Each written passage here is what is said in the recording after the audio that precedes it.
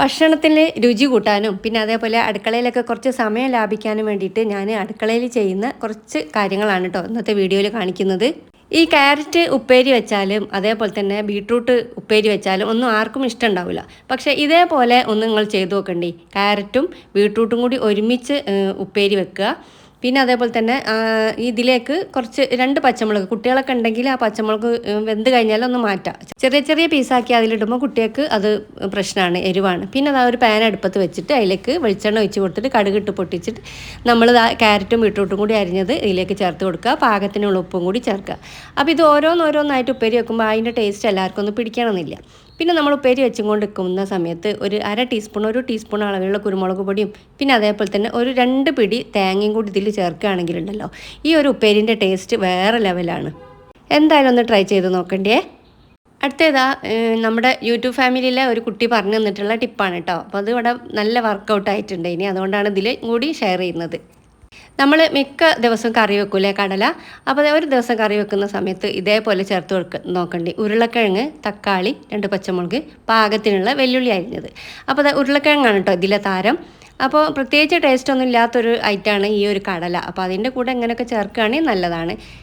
പിന്നെ ഇതിലേക്ക് ബീഫ് മസാലപ്പൊടിയാണ് കേട്ടോ ചേർക്കുന്നത്.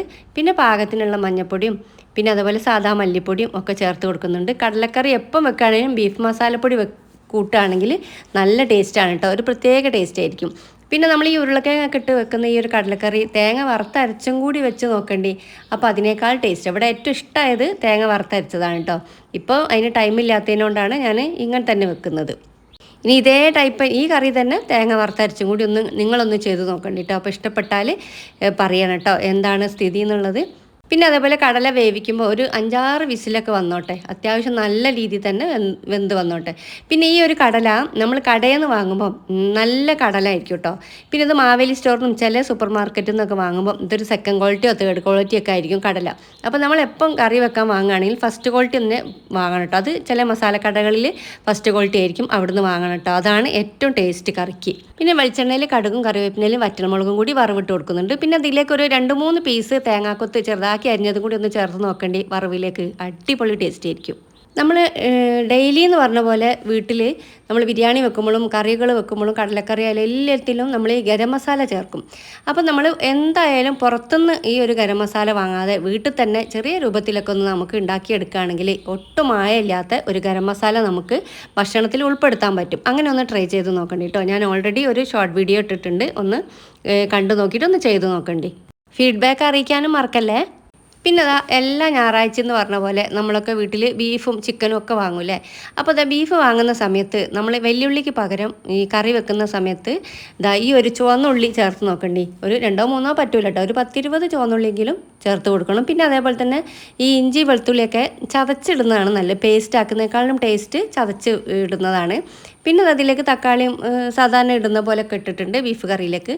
പിന്നെ പൊടികൾ കുരുമുളക് പൊടി, വലിയ ജീരകം, മഞ്ഞൾപ്പൊടി, ബീഫ് മസാലപ്പൊടി, സാധാ മല്ലിപ്പൊടി എന്നിവയൊക്കെ നമ്മൾ ബീഫ് കറി ചേർക്കുമല്ലോ. അപ്പോൾ അങ്ങനെ ചേർക്കുന്നതിന് മുമ്പേ നമ്മൾ ഇതേപോലെ ഒരു പാനിലിട്ട് ചെറുതായിട്ടൊന്ന് ചൂടാക്കിയിട്ട്, അത്യാവശ്യം ഒന്ന് ചൂടാവണം കേട്ടോ. അങ്ങനെ ചൂടാക്കിയിട്ട് കരിഞ്ഞു പോവുകയും ചെയ്യരുത്. നമ്മുടെ ഈ ഒരു ബീഫ് കറിയിലെ ചേർത്ത് നോക്കണ്ടി. അപ്പോൾ അതിന് വേറൊരു രുചിയായിരിക്കും. കാരണം ഇതിങ്ങനെ നമ്മൾ നേരിട്ട് ഈ പൊടികൾ നമ്മളെ ഈ ഒരു ബീഫ് കറി ചേർക്കുമ്പോൾ അതിൻ്റെ ഒരു പച്ച ഒരു സ്മെല്ലുണ്ടാവും. അതൊരു ടേസ്റ്റ് ഇല്ലാത്ത വേറിട്ട് നിൽക്കും. ഇങ്ങനെ ചൂടാക്കുമ്പോൾ അതിന് വേറൊരു മണം, ആ പച്ച സ്മെല്ലൊക്കെ ഒന്ന് മാറും.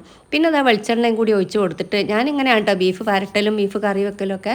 പിന്നെ വഴറ്റിയിട്ടും വെക്കും. അധികം വീട്ടിൽ വെക്കുമ്പോൾ സിമ്പിളായിട്ട് ഇങ്ങനെ തന്നെയാണ് എളുപ്പത്തിൽ വെക്കുക.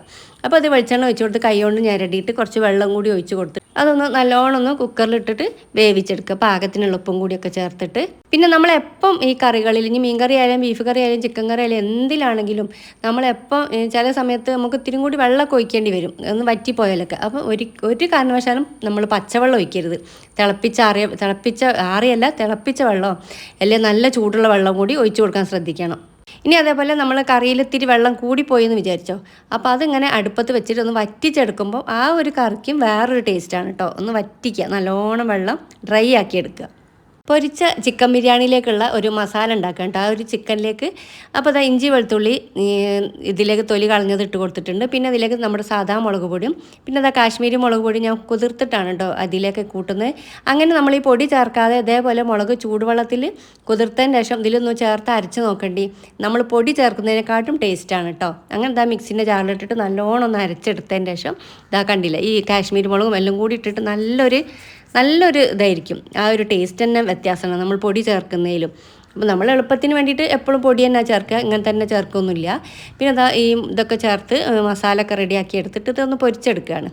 ഇനിയിപ്പോൾ നമ്മൾ പൊരിച്ചെടുക്കുന്ന സമയത്ത് ഈ മസാല ചേർക്കുമല്ലോ, ഈ മസാല ഉണ്ടാക്കുമല്ലോ ഈ ബിരിയാണിയിലേക്കുള്ള ആ ഒരു മസാലയിലേക്ക് വെല്ലുള്ളീൻ്റെ കൂടെ തന്നെ ഇതേപോലെ ഒരു 10-15 ചുവന്നുള്ളിയും കൂടി നമ്മൾ ഇഞ്ചി വെളുത്തുള്ളി ഒക്കെ ചതയ്ക്കുമല്ലേ പച്ചമുളകൊക്കെ, അതേപോലെ ഒന്ന് ചതച്ചിട്ട് നമ്മുടെ മസാലേൻ്റെ കൂടെ ഒക്കെ ഒന്ന് ചേർത്ത് നോക്കണ്ടി.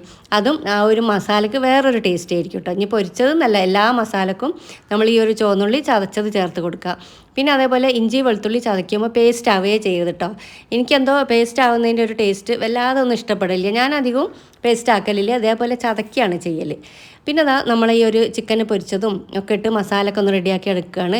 ഓൾറെഡി ഞാൻ ഈ ഒരു ബിരിയാണീൻ്റെ റെസിപ്പി ഇട്ടിട്ടുണ്ട് കേട്ടോ. അപ്പോൾ പിന്നെ ഈ മസാലയൊക്കെ വെന്ത് കഴിഞ്ഞതിന് ശേഷം നമ്മൾ ദമ്മിടാനുള്ള സമയമാകുമ്പോൾ ഈ ഒരു ബിരിയാണീൻ്റെ മസാലയിലേക്ക് നല്ല നെയ്യ് ഉണ്ടല്ലോ, ഇനി RKG ആയാലും മിൽമ നെയ്യ് ആയാലും അതൊരു 1-1.5 ടീസ്പൂൺ അളവിലൊന്ന് ചേർത്ത് നോക്കണ്ടി. അത് നല്ലൊരു ടേസ്റ്റായിട്ട് കിട്ടും കേട്ടോ നമുക്ക്. ഇനി ഇതാ നമ്മൾ ഇഡ്ഡലി ഉണ്ടാക്കാൻ പോവുകയാണ്. ഇഡ്ഡലി ഉണ്ടാക്കാൻ പോകുന്ന സമയത്ത് ചോറില്ല അതിന് കേട്ടോ. അപ്പോൾ നമ്മളിതാ വൈകുന്നേരം ഒന്ന് ഉച്ചയ്ക്ക് പരിപാടി ഉള്ളതുകൊണ്ട് ചോറ് വെച്ചിട്ടില്ല. അപ്പോൾ ചോറിന് പകരം നമുക്കിത് അതേപോലെ അവിലുണ്ടെങ്കിൽ വെള്ള അവിലാണ് ഒന്നുകൂടി നല്ലത്. അപ്പോൾ അങ്ങനെ ആകുമ്പോൾ നല്ല വെള്ള കളർ ഉണ്ടാവും ഇഡ്ഡലി. പക്ഷേ ഇതിപ്പോൾ മട്ട അവിലായതുകൊണ്ട് ഇത് കുറച്ച് നമുക്ക് ആവശ്യമുള്ള അത്ര ഒരുപാടൊന്നും വേണ്ട. മട്ട അവിലാകുമ്പോൾ ഈ ഒരു കളറിൻ്റെ ഒരു ചേഞ്ച് ഉണ്ടാവും. അപ്പോൾ ഇതിലേക്ക് കുറച്ച് വെള്ളം ഒഴിച്ചിട്ട് ഒരു 10-15 മിനിറ്റ് കുതിർത്ത് വെക്കുക. പിന്നെ നമ്മൾ മാവ് അരയ്ക്കുന്ന സമയത്ത് ചോറിന് പകരം ഇത് ചേർക്കുകയാണെങ്കിൽ നല്ലതാണ് കേട്ടോ. അപ്പോൾ ഇനി ചോറില്ലെങ്കിലും കുഴപ്പമൊന്നുമില്ല, അവിലെന്തായാലും അധികം വീട്ടിലുണ്ടാവും. പിന്നെ അതേപോലെ തന്നെ നമ്മൾ ഇഡ്ഡലിക്ക് മാവ് അരയ്ക്കുമ്പോൾ നമ്മൾ ആ ഒരു ഉഴുന്നും അരിയൊക്കെ കുതിർക്കുന്നുണ്ടല്ലോ, അത് നല്ലോണം ആദ്യം തന്നെ കഴുകിയിട്ട് ആ വെള്ളത്തിൽ തന്നെ കുതിർക്കാൻ നോക്കണം. എന്നിട്ട് ആ കുതിർത്ത വെള്ളത്തിൽ തന്നെ നമ്മൾ ഈ മാവ് അരച്ചാൽ അതും ഒന്ന് ടേസ്റ്റാണ്. പിന്നെ ചെയ്യേണ്ടത് ഇഡ്ഡലീൻ്റെ മാവ് നല്ലോണം കൈ വെച്ചിട്ട് ഒന്ന് കുഴച്ചെടുക്കണം കേട്ടോ. അതും ഇഡ്ഡലി നല്ല സോഫ്റ്റ് ആവാനുള്ള ഒരു ചെറിയൊരു ടിപ്പാണ്. ഏതൊക്കെയോ വീഡിയോയിൽ ഞാൻ ചേർത്തിട്ടുണ്ട്. വീണ്ടും പറഞ്ഞ് ബോറടിപ്പിക്കല്ല, ഇത് നല്ലൊരു ഉപകാരമുള്ള കാര്യമായതുകൊണ്ടാണ് വീണ്ടും ഞാൻ ഇതിൽ റിപ്പീറ്റ് ആയിട്ട് തന്നെ ഇടുന്നത്. അപ്പോൾ ഇതാ കണ്ടില്ല, വലിയൊരു കളർ ചേഞ്ച് ഒന്നുമില്ല, എന്നാലും ഇതാ. പിന്നെ ഇതാ നമ്മളെ ഒരു സാമ്പാറാണ് ഇത്. ഉരുളക്കിഴങ്ങും ക്യാരറ്റും തക്കാളിയും പരിപ്പും മാത്രം വെച്ചിട്ടുള്ളതാണ്, വേറെ പീസുകളൊന്നും ഇതിൽ ചേർത്തിട്ടില്ല കേട്ടോ. അപ്പോൾ ഇപ്പോൾ ഇതാണ് ഇവിടുത്തെ സാമ്പാർ. എല്ലാവരും ഇഷ്ടമായാലും പിന്നെ അതന്നെയാണ് നമ്മൾ ഫോളോ ചെയ്യുക. ടേസ്റ്റ് ഉണ്ടെന്ന് പറഞ്ഞാൽ പിന്നെ നമ്മൾ വേറെ ടൈപ്പിലൊന്നും ഉണ്ടാക്കില്ലല്ലോ, അതേ ടൈപ്പിൽ തന്നെയല്ലേ ഉണ്ടാക്കുക. പിന്നെ നമ്മുടെ സ്വന്തം പ്രൊഡക്റ്റായ ഒരു പുട്ടുപൊടിയാണ് കേട്ടോ. ഈ പുട്ടുപൊടി ഞാൻ 2-3-4 വട്ടം ഞാൻ കാണിച്ചിട്ടുണ്ട്. അപ്പോൾ ഇത് പറയേണ്ട ആവശ്യം വന്നതിനോട് പറഞ്ഞതാണ്. അപ്പോൾ ഈ ഒരു പുട്ടുപൊടി ഉപയോഗിച്ചിട്ട് ഒരു 4 ഐറ്റം, മിനിമം ഒരു 4 ഐറ്റം രാവിലത്തെ പലഹാരത്തിന് ഉണ്ടാക്കാൻ പറ്റും കേട്ടോ. അങ്ങനെ ഒരു ഐറ്റമാണ് ഞാനത് കാണിക്കുന്നത്. അപ്പോൾ ഇതിൻ്റെ ഡീറ്റെയിൽ ആയിട്ടുള്ള വീഡിയോ അടുത്ത് തന്നെ വരുന്നുണ്ട്. അപ്പോൾ ഇഡ്ഡലി, പുട്ട്, പിന്നെ നെയ്പ്പത്തൽ, പിന്നെ അതേപോലെ കൈപ്പത്തിരി, അങ്ങനത്തെ ഐറ്റംസൊക്കെ നമുക്ക് ഈ ഒരു പൊടി വെച്ചിട്ട് തന്നെ, നമ്മുടെ ഈ സ്വന്തം പുട്ടുപൊടി വെച്ചിട്ട് തന്നെ ഉണ്ടാക്കാം കേട്ടോ. അപ്പോൾ ഇന്ന് നെയ്പ്പത്തലാണ് കേട്ടോ ഉണ്ടാക്കുന്നത് കാണിക്കുന്നത്. അപ്പോൾ ഡീറ്റെയിൽ വീഡിയോ അടുത്ത് തന്നെ വരും കേട്ടോ. ഞാനിത് എഡിറ്റ് ചെയ്തുകൊണ്ട് നിൽക്കുന്നുണ്ട്.